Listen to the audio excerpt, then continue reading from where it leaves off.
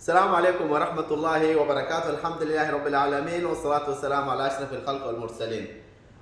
واللي وحاك جرنا والدرس 11 تدريبات على السكون. ما أنت وحاك هذا هنا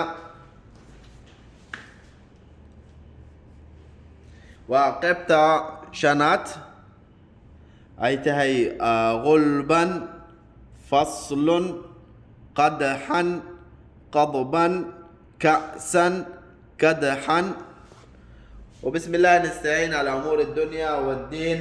الدرس 11 تدريبات على السكون. غين ضم غين ضم لام سكون غل، با فتحتين بن غلبا، فا فتحة صاد سكون فص، لام ضمتين لن فصل، غين ضم لام سكون غل، با فتحتين بن غلبا،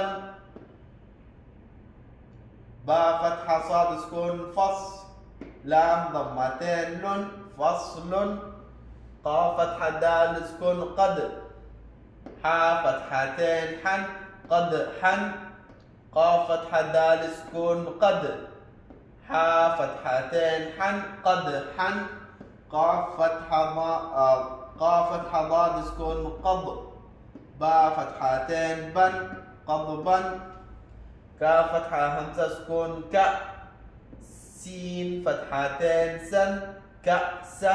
انت سين فتحتين سن ويا مهن، سا فتحتين سا مهن، سين فتحتين سن كأسا، كاف فتحة دال سكون كدر، حا فتحتين حن كدحا، كاف فتحة دال سكون كدر، حا فتحتين حن كدحا قدحا.